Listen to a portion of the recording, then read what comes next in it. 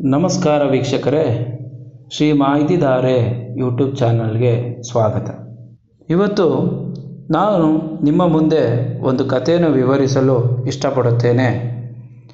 ಅದು ಏನೆಂದರೆ, ನವಿಲೂರಿನಲ್ಲಿ ಸಾಗರ್ ಎಂಬ ಪುಟ್ಟ ಹುಡುಗನಿದ್ದ. ಅವನು ಚಿಕ್ಕವನಿದ್ದಾಗಲೇ ಆತನ ತಾಯಿ ತೀರಿ ಹೋಗಿದ್ದರು. ಸಾಗರ್ ತಂದೆ ಹನುಮನಿಗೆ ಮಗನನ್ನು ಸಾಕಲು ಕಷ್ಟವಾದರೂ ಆತನಿಗೆ ಏನೂ ತೊಂದರೆ ಆಗದ ಹಾಗೆ ನೋಡಿಕೊಳ್ಳುತ್ತಿದ್ದರು. ಇರುವ ಒಬ್ಬ ಮಗನನ್ನು ಚೆನ್ನಾಗಿ ಓದಿಸಬೇಕೆಂಬ ಆಸೆಯಿಂದ ಪಟ್ಟಣಕ್ಕೆ ಬಂದು ಒಂದು ಖಾಸಗಿ ಶಾಲೆಗೆ ಸೇರಿಸಿದರು.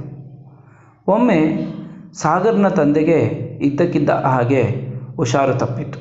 ಹಾಗಾಗಿ ಆತ ಅಪ್ಪನನ್ನು ನೋಡಿಕೊಳ್ಳಲು ಶಾಲೆಗೆ 3 ದಿನ ರಜೆ ಹಾಕಿದ. ಅದೇ ಸಮಯದಲ್ಲಿ ಅವನಿಗೆ ಪರೀಕ್ಷೆಗಳು ಹತ್ತಿರದಲ್ಲಿದ್ದವು. ಅವನಿಗೆ ಯಾರೂ ಸಹ ಇಂದಿನ ತರಗತಿಯಲ್ಲಿ ನಡೆದ ಪಾಠಗಳ ನೋಟ್ ಪುಸ್ತಕ ಕೊಡಲಿಲ್ಲ. ಅವನು ಅದರ ಬಗ್ಗೆ ತಲೆ ಕೆಡಿಸಿಕೊಳ್ಳದೆ ಸುಮ್ಮನಿದ್ದ. ಇದರಿಂದಾಗಿ ಅವನಿಗೆ ಪರೀಕ್ಷೆಯಲ್ಲಿ ಕಡಿಮೆ ಅಂಕ ಬಂತು. ಸಾಗರ್ ಇದಕ್ಕೆ ಬೇಸರ ಮಾಡಿಕೊಳ್ಳದೆ ಮಾರ್ಕ್ಸ್ ಕಾರ್ಡನ್ನು ಅಪ್ಪನಿಗೆ ತೋರಿಸಿದಾಗ ಅಪ್ಪ ಯಾಕಿಷ್ಟು ಕಡಿಮೆ ಅಂಕ ಬಂದಿದೆ ಎಂದು ಕೇಳಿದನು.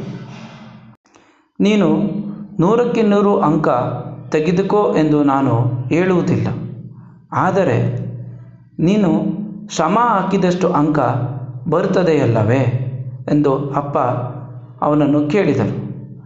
ಅದಕ್ಕೆ ಸಾಗರ್, ಹೌದಪ್ಪ, ನೀವು ಹೇಳುವುದೇನೋ ಸರಿ, ಆದರೆ ನಿಮಗೆ ಹುಷಾರಿಲ್ಲದ ಸಮಯದಲ್ಲಿ ನಾನು ರಜೆ ಹಾಕಿದ್ದೇನಲ್ಲ, ಅಂದು ನಡೆದ ಪಾಠದ ನೋಟ್ ಪುಸ್ತಕವನ್ನು ನನಗೆ ಯಾರೂ ನೀಡಲಿಲ್ಲ, ನಾನೇನು ಮಾಡಲಿ ಎಂತ. ಅದಕ್ಕೆ ಅಪ್ಪ, ಅವರು ಯಾರೂ ಪುಸ್ತಕ ಕೊಡಲಿಲ್ಲ ಎಂದು ಹೀಗೆ ನೀನು ನೆಪ ಹೇಳಿ ಕೂರಬಾರದು. ನಿಮ್ಮ ಟೀಚರ್ಗೆ ಹೇಳಿ ಅವರಿಂದ ಹೇಳಿಸಿ ಪಡೆಯಬಹುದಿತ್ತಲ್ಲವಾ. ಟೀಚರ್ಗೆ ಕೇಳಲು ಭಯವಾದರೆ ನನ್ನನ್ನು ಕೇಳಬಹುದಿತ್ತು, ನಾನು ಬಂದು ನಿಮ್ಮ ಶಿಕ್ಷಕರಿಗೆ ಹೇಳುತ್ತಿದ್ದೆ ಎಂದರು. ಅದಕ್ಕೆ ಸಾಗರ್, ಹೌದಪ್ಪ, ನನಗಿದು ಹೊಳೆಯಲೇ ಇಲ್ಲ ಎಂದ. ಅದಕ್ಕೆ ತಂದೆ, ಇದು ಕೇವಲ ಓದಿಗೆ ಮಾತ್ರ ಸೀಮಿತವಾಗಬಾರದು, ಜೀವನದಲ್ಲೂ ಅಷ್ಟೇ. ಯಾರು ಕೂಡ ನೀನು ಮುಂದುವರಿಯಲು ಆಸರೆ ಮತ್ತು ಸಹಾಯ ನೀಡುವುದಿಲ್ಲ. ನಾವೇ ಬುದ್ಧಿ ಉಪಯೋಗಿಸಿ ಪರಿಹಾರ ಕಂಡುಕೊಳ್ಳಬೇಕು. ಈ ಮಾತನ್ನು ಯಾವಾಗಲೂ ನೆನಪಿಟ್ಟುಕೋ ಎಂದರು.